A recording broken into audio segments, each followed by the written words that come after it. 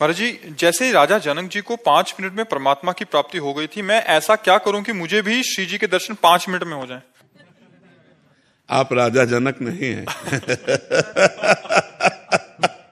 और हम गुरु अष्टावक्र नहीं है। नहीं, राजा जनक जैसा शिष्य और अष्टावक्र जैसे गुरु, तो उन्होंने कहा घोड़े की रकाब पे पैर रखते हुए जितनी देर में बैठा जाता है इतने में ब्रह्म बोध करा देंगे। अब राजा जनक जैसे ज्ञानी, तो न तुम जनक हो ना अष्टावक्र। इसलिए बात यही समाप्त होती है, नाम जप करो, जब कृपा लाडली की तब दर्शन दे दे। लाडली कोई किसी के अधीन थोड़ी है, ब्रह्म भी जिनके अधीन है, जाके अधीन सदा इस सांवरो या ब्रज को सिरताज, हमारे माई श्यामाजू को राज। तो इसलिए हम नाम जप करें, उनसे विनय करें, वो कृपा करें तो हो सकता है बस सामने जी। आयुषी शर्मा जी, बनारस। श्री हरिवंश महाराज जी, पहले मुझे मेकअप वगैरह का बहुत शौक था महाराज जी, और ऐसा लगता था खूब पैसा कमाऊं, बड़ा पद हो, सुंदर सुंदर भोग हो। महाराज जी, जब से सत्संग सुना है और यहाँ आना शुरू किया है केली कुंज में, तो महाराज जी तब से मतलब ये कम हो गया है, और मतलब ऐसा हो गया कि अभी केवल और केवल भजन करना है, वृंदावन वास हो जाए, प्रभु की प्राप्ति हो जाए। महाराज जी, अब बहुत बड़ी कृपा हुई है जो ऐसी बात आई है, बहुत बड़ी कृपा हुई। बस इस बात को परिपक्व कर लो, अपने हृदय में बैठ जाए। वृंदावन वास होए चाहे ना होए, लेकिन नाम ना छूटे। जहां नाम है वहीं प्रभु हैं। अब हम वृंदावन वास करें, प्रभु का भजन ना हो तो बात ठीक नहीं।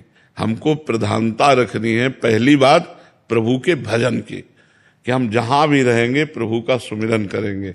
अब दूसरी बात, अर्जी लगाते रहिए कि वृंदावन वास हो जाए, अगर श्री जी वृंदावन वास दे दें और फिर भजन हो तो और बढ़िया बात है। पर जहां भी रहे भजन परायण रहे। मनुष्य जीवन का उद्देश्य यही है कि हम अपने कर्तव्य कर्म का पालन करते हुए, ध्यान से सुनो, अपने कर्तव्य कर्म का पालन करते हुए भजन करके भगवान को प्राप्त कर लें।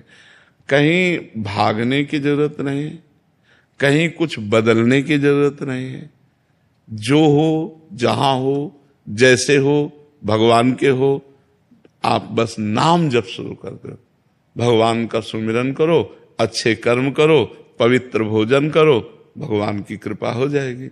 अच्छे कर्म नहीं हुए, अगर हमसे गलत कर्म होते रहे तो बहुत समय फिर लगेगा। मार्जन बार बार नहाओ और धूल में लौट जाओ, तो यह है कि अच्छे कर्म किए और फिर बुरे कर्म किए, फिर भजन किए, फिर बुरे कर्म किए, तो बहुत जन्म लग सकते हैं। अगर हमसे पाप कर्म ना हो और हम भजन करें तो हमारा मंगल। आपसे सही कहते हैं, ये वेश परिवर्तन या देश परिवर्तन, इससे कुछ नहीं होता।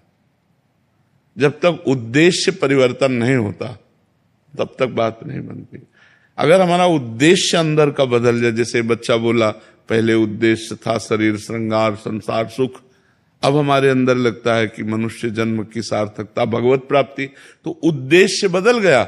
अब आप नौकरी करो, व्यापार करो, कुछ भी करो, आपका उद्देश्य भगवत प्राप्ति है तो बढ़िया। अब जैसे उद्देश्य हो गया धन मान प्रतिष्ठा, तो अब आप चाहे बाबा जी बन जाओ, चाहे आप गृहस्थ रहो, वही चलेगा, क्योंकि उद्देश्य आपका धन बन गया ना, उद्देश्य आपका संसार बन गया। बस इसलिए हमें ये समझना है कि हमारा उद्देश्य ठीक हो जाए। भेष परिवर्तन, स्थान परिवर्तन खास बात नहीं है, खास बात है उद्देश्य परिवर्तन। और उद्देश्य जो बनावे उसकी सुरक्षा के लिए फिर वैसे ही आचरण करे, वैसे व्यवहार करे। ऐसे में शास्त्र स्वाध्याय करना, नाम जप करना, संयम से रहना, कोई पाप ना हो और खूब भजन करना, तो भगवान की प्राप्ति हो जाएगी। उद्देश्य परिवर्तन महान वस्तु है, स्थान परिवर्तन भेष